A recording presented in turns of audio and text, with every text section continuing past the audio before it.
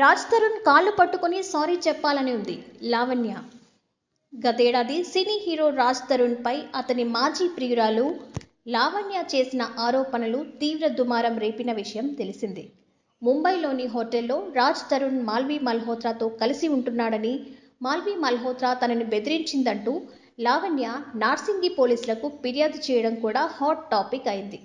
ఇక అసలు విషయానికి వస్తే వీరిద్దరి మధ్యలో మస్తాన్ సాయి అనే అతను ఎంటర్ అవ్వడం అందరికీ తెలిసిన విషయమే. అయితే తాజాగా లావణ్య వీడియోస్ని సోషల్ మీడియాలో పెడతానంటూ బెదిరింపులకు పాల్పడిన కేసులోనూ, అలాగే మస్తాన్ సాయి డ్రగ్స్ తీసుకున్న కేసులోనూ అతన్ని నార్సింగి పోలీసులు అరెస్ట్ చేశారు. రీసెంట్గా లావణ్య ఓ ఛానల్కి ఇచ్చిన ఇంటర్వ్యూలో తాను పశ్చాత్తాపడుతున్నట్లుగా, రాజ్ తరుణ్ కాళ్ళు పట్టుకొని క్షమాపణ చెబుతానంటూ కన్నీళ్లు పెట్టుకోవడం మరింత హాట్ టాపిక్గా మారింది. తన లైఫ్ని, తన మనిషిని కోల్పోయానని, తాను రాజ్ తరుణ్ కాళ్ళు పట్టుకొని క్షమాపణ చెబుతానంటూ ఎమోషనల్ అయింది. తాను ఏ వీడియోస్ని విడుదల చేయలేదని, మస్తాన్ సాయి వల్లే డ్రగ్స్ తీసుకున్నానని, ప్రతి క్షణం ప్రాణభయంతో బతుకుతున్నానని చెప్పింది.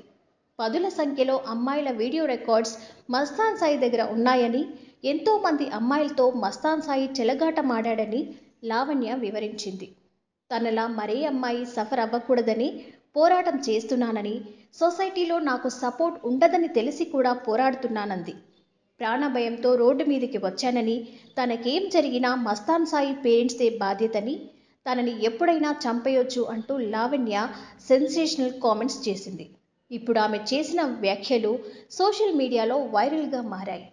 ఫస్ట్ ఆఫ్ ఆల్ మీడియా అందరి ముందుగా నేను రాజ్ తరుణ్కి అండ్ వాళ్ళ పేరెంట్స్కి క్షమాపణ కోరుతున్నాను. నా పైన ఆయన ఒక డ్రగ్ కేసు రాజ్ తరుణ్ చేయించాడు అనే ఒకే ఒక కారణంతో అండ్ ఇంటికి వచ్చేసరికి అతను ఇంట్లో లేకపోవడంతో నాకు దూరం అయిపోతున్నాడు అనే ఒకే ఒక్క భయంలో రాజ్ తరుణ్ పైన కేసు పెట్టాను.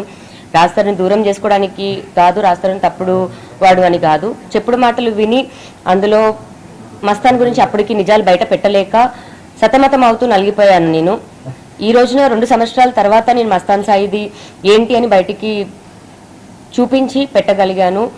ఈ ప్రాసెస్లో నాకు సహాయం చేసిన మీడియా వాళ్ళందరికీ థ్యాంక్స్. అండ్ ఎవరైనా మనసు నొప్పించి ఉంటే క్షమించండి.